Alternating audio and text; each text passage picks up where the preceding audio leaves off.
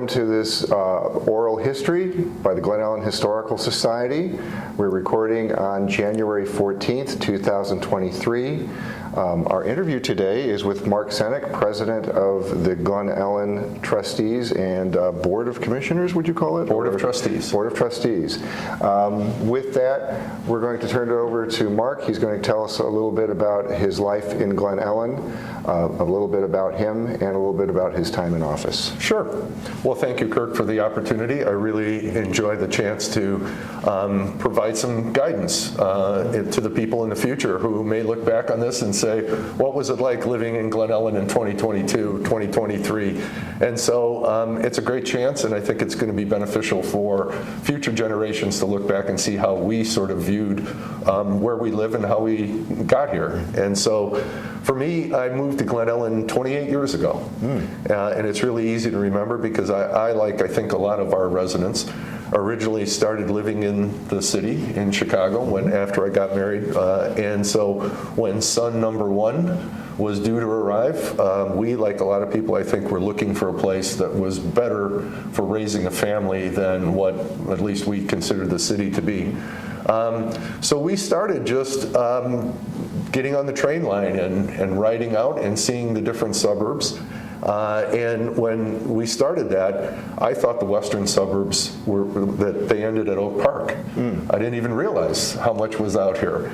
But when we got to Glen Ellyn, my wife and I just fell in love with the town. And I've known my wife since we were 5, 6 years old. And I tell people that the reason why I liked Glen Ellyn is it reminded me of my hometown. And then they ask me, well, what's your hometown? And I tell them, I'm from Gary, Indiana. And they're a little shocked by that. They don't understand, like, how could Glen Ellyn be like Gary, Indiana? And I tell them that when I was a kid, Gary, Indiana was very much like Glen Ellyn. As a matter of fact, one of the things that sort of drew my wife and I to Glen Ellyn is when we lived very close together when we were kids. And on the corner, about 6 blocks from both of us, was a theater called the Glen. And so when we came into town, we were driving through the downtown and we turned the corner and there was the Glen Theater. And at that point, I think my wife and I both understood that for some reason this was sort of where we were meant to be. But I say this because, you know, we have a wonderful town and we've enjoyed a great deal of prosperity, if you will, out here. But we're not entitled to that. That's not a given. The reason why we have enjoyed that prosperity is because of the work that was done by my predecessors. The boards and the village presidents who came before me were very diligent and very vigilant in ensuring that the town developed in a way that retained the charm of a small town, but also modernized, consistent with how things were developing across the region. And that's something that didn't happen in my hometown. So I'm very aware that in a very short period of time, if we don't take care of what we have, it can change dramatically. And we've seen that already to some degree in the village. So from my standpoint, when we moved here, what I liked about it is it did remind me of that small town, really, neighborhood that I grew up in. And at the same time, it had many of the modern conveniences, if you will, that you would find in a suburb of Chicago. So son number one was born, son number 2 was born, son number 3 was born. And we've lived out here ever since. We bought our first home with the idea that, you know, we would continue to sort of progress and move to a larger home. We never did that. And so when people tell me now, are you going to downsize? I tell them, well, we never upsized. So we still live in our home on Taylor Avenue between Hill and Highview. Our home was built in 1925. So we very much see it as being part of the character of the downtown and have enjoyed living here ever since then. So, look, going forward, you know, from my standpoint, as I mentioned, one of the things that I'm very aware of is I'm very much a steward of what was done before and for purposes of preserving that for future generations. And so what I try to do in the village president position is to really try to listen to the community and find out what it is that they would like their town to be. To me, there's no better group to decide what Glen Ellyn should be than the residents who live in the village right now. I'm more than willing to listen to what developers or what other groups are interested in, but for me, the character of this town should be decided by the people who live here. And when I see that group, I couldn't be happier with the level of involvement and engagement that we have in the community right now. One of the things that I've tried to do in the village president role is to get the community more involved in municipal government and to make municipal government more responsive to the residents. So it's not really what I would like to see the village look like. It's very much from my standpoint going out and understanding what the residents would like to see their village look like, and then trying to take the steps to accomplish that, to sort of continue to progress and modernize and develop, but to do that in a way that respects the historic charm and character of the village. And that's what I hear most when I go out and I talk to our residents. They love the fact that we have places like Stacy's Tavern, and they can come and understand the history that's here. They would like to continue to sort of progress in terms of development. And I think we can accomplish both of those. I don't see those as mutually exclusive. I see them as very much compatible. But we have to decide what we want this village to look like. And then when we do that, we need to make sure that that is communicated to those who are interested in coming into the village and developing, be it commercial or residential property, so that those developments fit into the existing village. And they really complement what we have and don't create sort of an obstruction to continuing to respect our history. You know, what I've enjoyed in my time as village president, the first 2 years, and I have 2 years left to go, is the level of engagement that I see. You know, I talk about what, you know, separates Glen Ellyn from other communities. And one of the things that I think is unique to our community is the spirit of Glen Ellyn. While we all have sort of a different view of, you know, development or the village, I think there's a common spirit that we have in the village, and that's reflected best in just the way that our residents participate in municipal government. We have a number of commissions, as you know, historical preservation being one of them, architectural appearance. I am just impressed with how many applications from residents who want to participate and be part of those commissions so that they can have an influence on what the village will look like now and in the future. And so, you know, we have an enormous number of volunteers who are willing to do this. You experience this here at the Historical Society, right? You've got a group that is committed to making sure that we preserve our history, both looking backwards, but that also that history looking back, we learn from that as we continue to make decisions on what the community is going to look like going forward.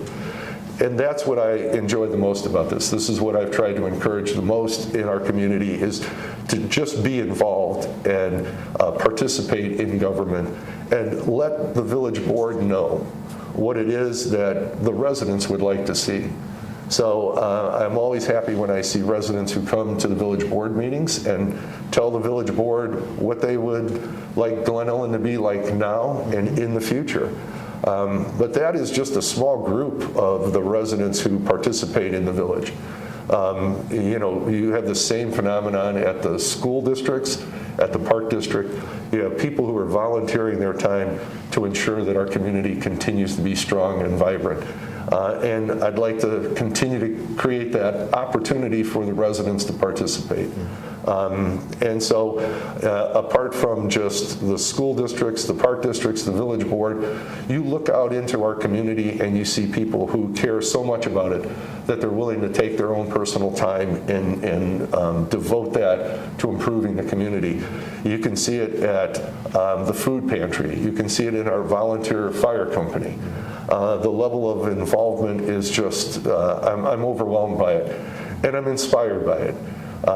You know, when I see the effort that's being put in and the care and the passion that our residents have, it just, it invigorates me. It makes me want to do my job even better, because I understand what an honor and a privilege it is to sit in the chair of village president and the responsibility that comes with that to our residents.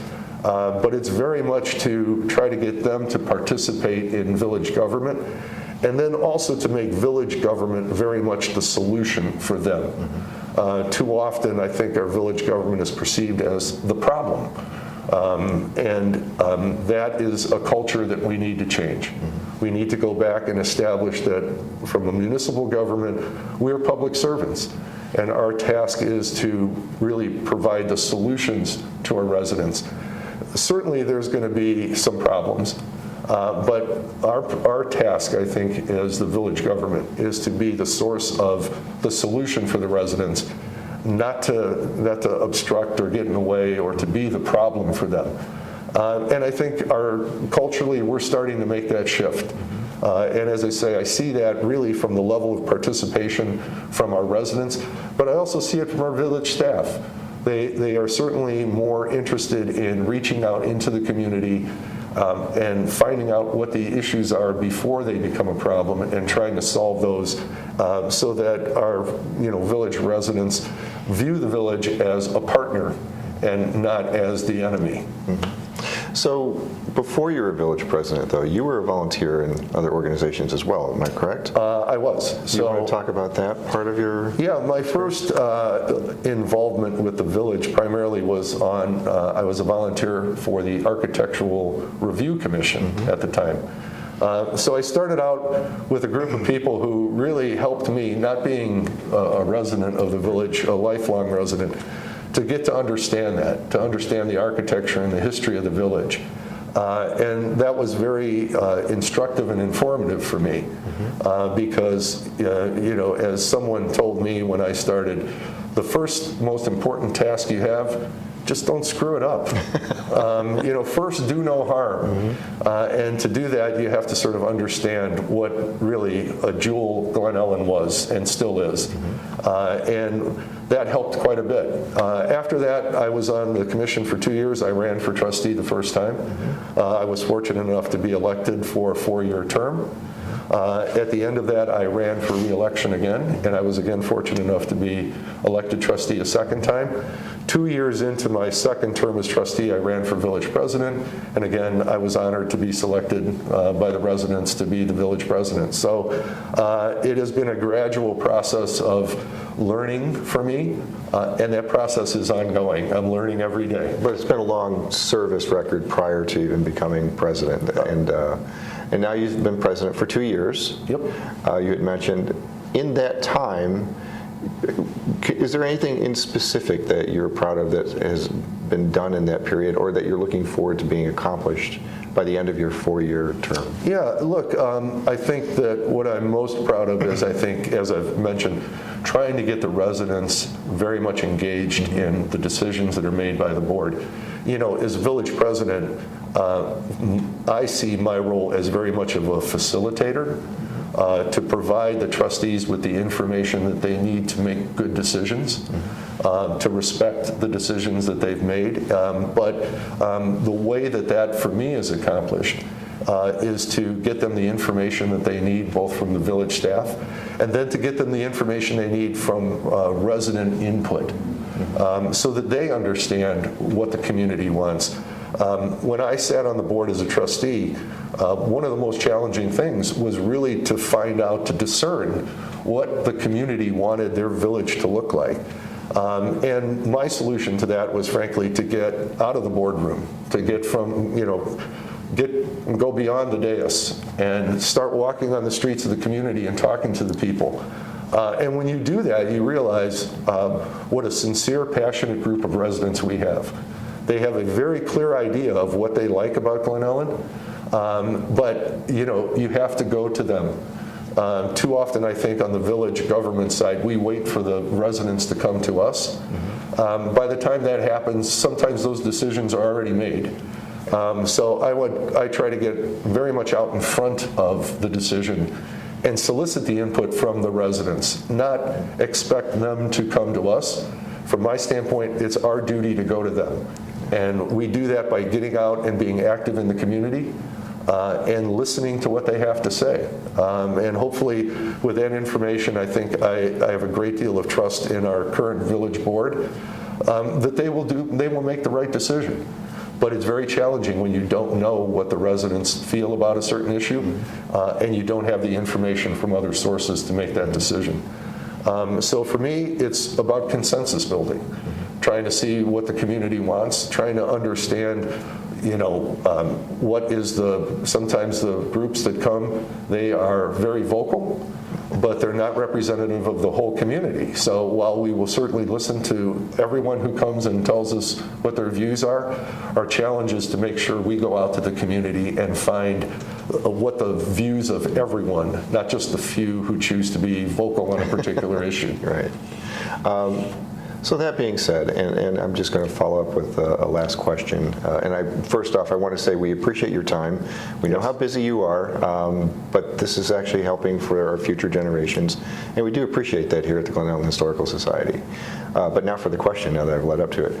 What would you want people to remember about not just Mark Senak, the president of Glen Ellyn, but Mark, the citizen of Glen Ellyn? What would you want people to remember? Yeah, look, for me, the most important part for us now, we are stewards. We were given a great gift. This village is a spectacular place to live. Our task is to make it better, to preserve what we have, but to kind of polish the jewel, if you will, and then hand that forward to the next generation, so that they look back at us and they say, they were given a gift and they made it better. That's a challenge to the next generation, to take that opportunity that they have and hopefully do what we have done. Because I look back and that's what I see. I see the former board of trustees, the people of the residents who lived here, those who volunteered to make the village a great place to live. They very much did that. They made Glen Ellyn better. That's a huge challenge for me as village president. I look at the people who gave that time, and we're fortunate now that we have this. But as I've said, my hometown experience is the best one. That requires constant vigilance. We can't just assume that it's always going to be that way. We need to make sound decisions now so that the future generations will enjoy the quality of life and the prosperity that we have. But that is very much a challenge to them. In the future, they need to understand that the expectations for them are that they will take what hopefully we have given them and passed along to them, and they will see that as a way of, again, improving it even more. That's what I very much would like to be remembered for, which is that we made better what we were given, and we issued a challenge to the future generations to do the same thing that we've done. Okay, well, thank you so much. This has been an oral history with Mark Senak at the Stacy's Tavern Museum, again on January 14th, 2023. Thank you, Mark. Thank you. Want to learn more about this and hundreds of other fun and interesting stories from Glen Ellyn's past? Drop by Stacy's Corner Store, located in the Glen Ellyn History Center at 800 North Main Street. Stacy's Corner Store carries a complete selection of books about Glen Ellyn's history. Add them to your library today.